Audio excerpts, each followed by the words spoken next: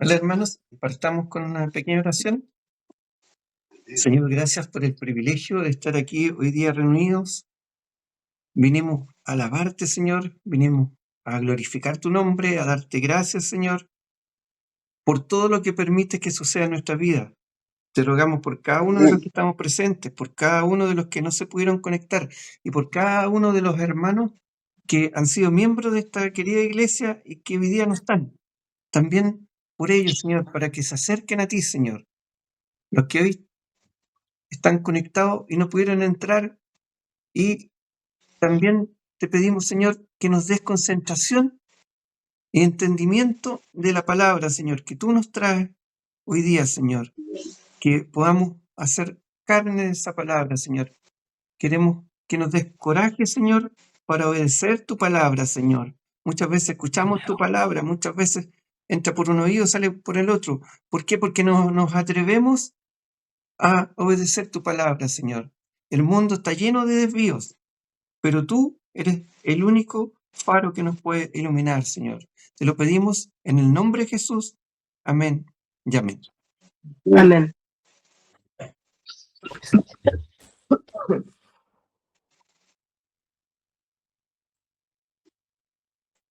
Bueno, hoy día vamos a hablar de un tema que a lo mejor les ha tocado a algunos de ustedes, pero el otro día estaba hablando con un amigo que ha estudiado mucho la Biblia, sabe mucho, es evangélico, y me decía que viendo todas las cosas que pasan en las iglesias, la verdad que él había optado por no congregarse, tenía la convicción de que es buen cristiano, de que no es necesario congregarse.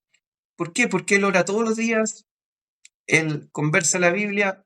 De hecho, me decía, estoy haciéndolo contigo y en este momento está Cristo entre nosotros, así que, ¿por qué tengo que ir a la iglesia? Además, el Espíritu Santo mora en mi corazón. La verdad, yo no le rebatí mucho en ese momento, ya que yo sé que él efectivamente ha tenido algunas malas experiencias, y también porque cuesta hablar de esos temas con alguien que se muestra tan convencido, ¿no es cierto?, de lo que está diciendo. Pero después de esa conversación yo me fui con esta reflexión que hoy día quiero que nosotros la veamos, quiero compartir. La verdad que estamos en un mundo con muchas actividades individuales y la verdad que parece que nos llenan el día. Podríamos preguntarnos, ¿es necesario asistir a una iglesia si estoy orando, si estoy leyendo la Biblia, si estoy compartiendo la palabra, estoy cumpliendo en el fondo con la gran comisión? Bueno, esta reflexión toca 5 puntos que nos pueden a lo mejor ayudar a aclarar estas dudas o a enfrentar este tema. Y para eso vamos a recurrir, como siempre, ¿no es cierto?, a la Biblia. Punto número 1. La iglesia es un lugar para experimentar la presencia de Dios de manera especial. Si leemos al salmista, Salmo 84, si alguien lo quiere buscar, 84, 1 y 2, ¿qué nos dice? Cuán amables son tus moradas, oh Jehová de los ejércitos. Anhela mi alma y aún ardientemente desea los atrios de Jehová. Mi corazón y mi carne cantan al Dios vivo. El templo es más que un edificio, ¿no es cierto? Es un lugar donde los creyentes nos reunimos para adorar a Dios, pero para adorarlo en unidad.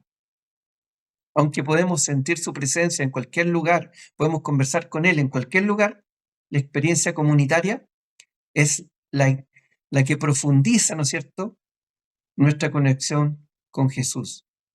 De hecho, Él mismo afirmó en Mateo 18:20, Mateo 18:20, porque donde están 2 o 3 congregados en mi nombre, ahí estoy yo en medio de ellos.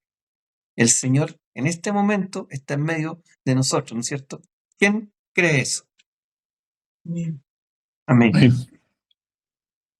Cuando nos rodeamos de otros creyentes que oran, que alaban, así como estaba haciendo, ¿no es cierto?, ahora Francisco, el ambiente espiritual se vuelve palpable. Alguien puede decir, oye, pero estamos por internet, sí, pero en nuestras casas, ¿no es cierto?, se siente la fuerza del Espíritu Santo, se siente la palabra de Dios, esa paz también, esa alegría que se encuentra en escuchar oraciones de los hermanos y escuchar la palabra en el templo son un reflejo, ¿no es cierto?, de que hay una comunión especial cuando nos encontramos con Dios en su casa.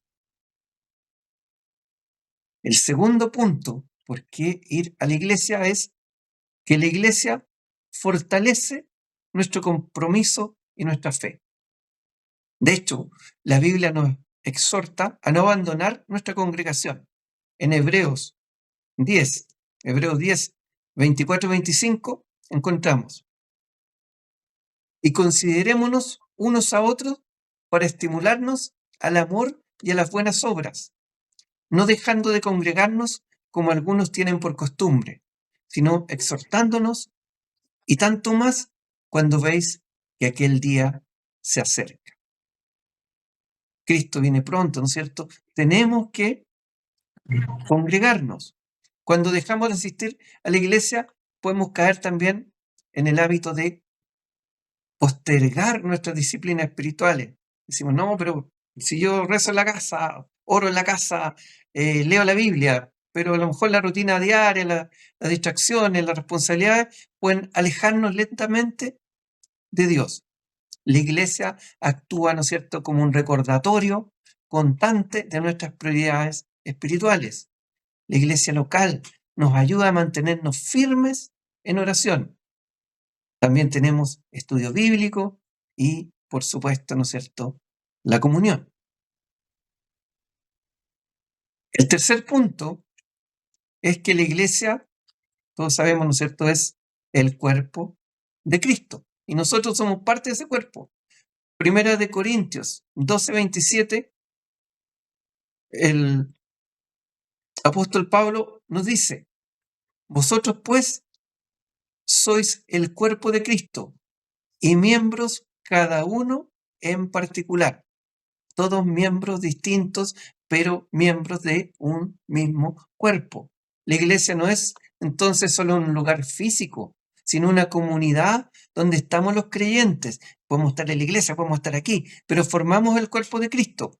Cada miembro tiene un propósito único y cumplimos el llamado de Dios.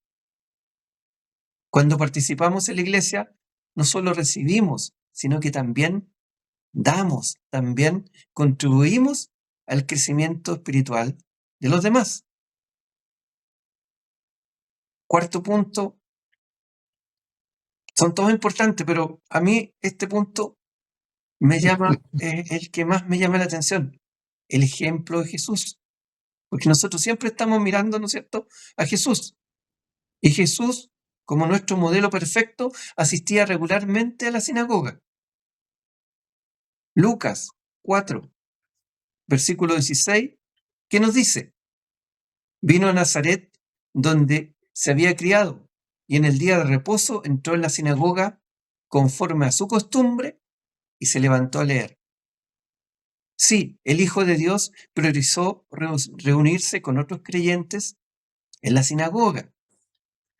Por lo tanto, nosotros también deberíamos hacer lo mismo, reunirnos en la iglesia. Su ejemplo nos enseña que la comunión con otros es esencial para nuestra vida espiritual. Y por último, el número 5 es que nuestra mente, todos sabemos, ¿no es cierto?, es limitada, somos limitados y somos falibles. Por muy lógica o sensata que parezca nuestra opinión, por mucho que hayamos estudiado, por mucho que digamos que sabemos, debemos recordar que Dios ve y que entiende cosas que nosotros nunca podremos entender. Isaías 55, versículos 8 y 9, ¿qué nos dice? Porque mis pensamientos no son vuestros pensamientos, ni mis caminos, ni vuestros caminos, mis caminos, dijo Jehová. Como son más altos los cielos que la tierra, así son mis caminos más altos que vuestros caminos, y mis pensamientos más que vuestros pensamientos. Confiar en nuestra propia sabiduría nos puede llevar a decisiones erradas, porque nuestra perspectiva es pequeña, ¿no es cierto? Nuestra perspectiva es siempre parcial e incompleta.